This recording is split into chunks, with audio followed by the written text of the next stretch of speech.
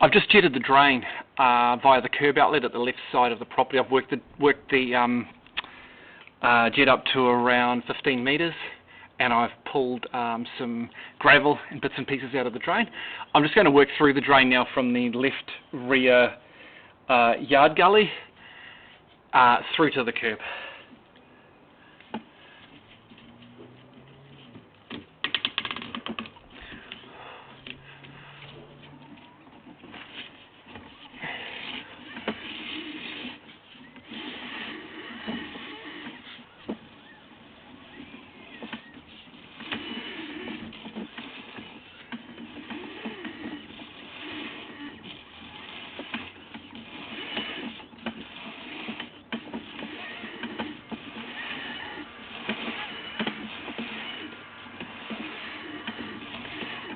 Okay, so far so good. The line appears to be relatively clear and okay.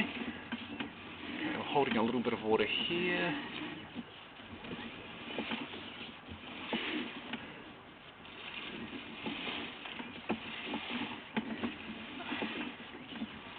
Okay, a little bit of a build-up of gravel there, but that seems to have evened out. It will just flush through. We've got a slight sag in the line at this point, which is probably why we're collecting a little bit of gravel also.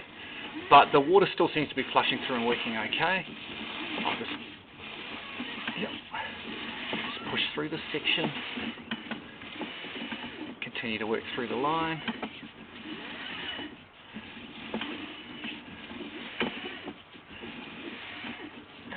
As I said, I did jet through and work out as much of the gravel as I can, but there will always be some remnant left within the drain.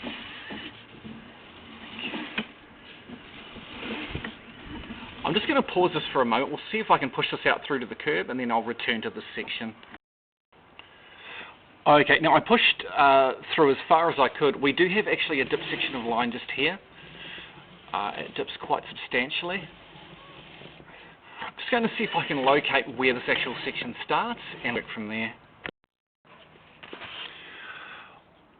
Okay, the start of this dip section is actually run at the left side of the garage as far as I can tell. The signal gets stronger and stronger as I get toward the rear of the garage within the property.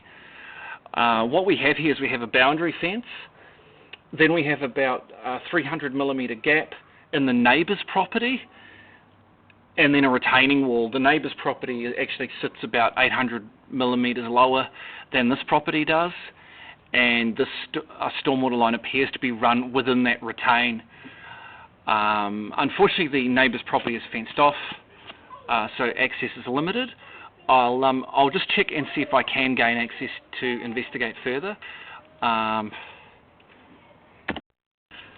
Okay, I was able to gain access. We are approximately 2 metres toward the front of the property from the left rear corner of the garage, and we are within that retaining wall. We're at a depth of around 82 centimetres.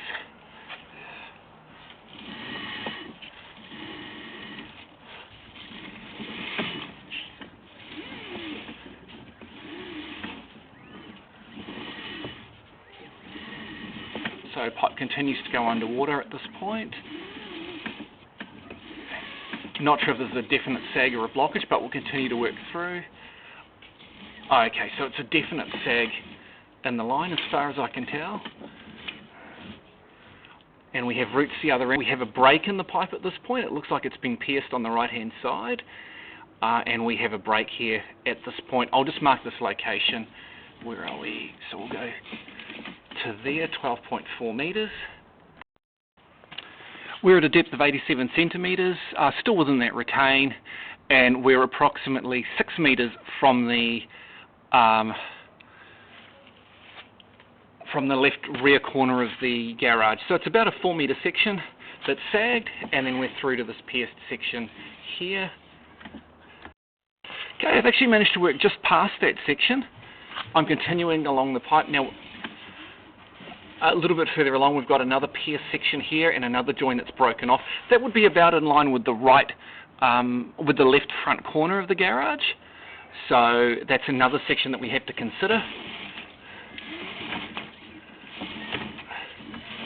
Just push these roots out of the way. Okay. So, all right then. the stuff there. That would be probably the junction from the, yeah, that would be the junction from the front left downpipe. Also possibly from the stormwater lines at the other side, possibly. What have we got there?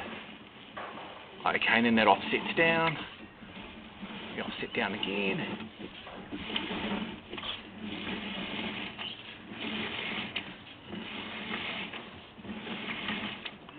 Okay, junction here, that would be from the left side there. That's the junction.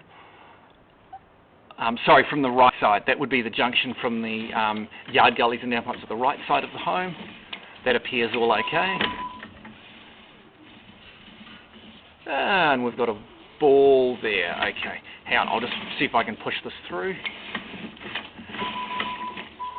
And are you okay, ball?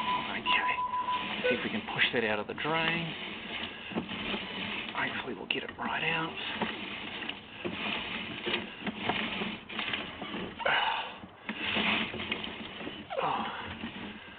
I'll see if I can reach in and fish that out. Hang on, what have we got there? Right, and right, that's at the curb outlet there, just back from the curb outlet.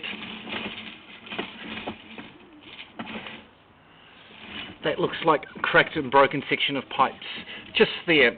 So we'd be looking at excavation to about a metre back from the curb outlet as well for some repair, I believe. Yeah, that's definitely cracked and broken pipe work. So we need to excavate about a metre back from the curb outlet and just cut out and replace this section here also to, and then that would sort this section. As far as a retain, again, in order to repair that sag and those broken sections of pipe would require an excavation within the retain, and probably actually back to the left rear corner, so we need to come back upstream of where that actual dip was on the line and actually replace that line through to the front section of the garage, and then just replace this very front section here at the curb outlet.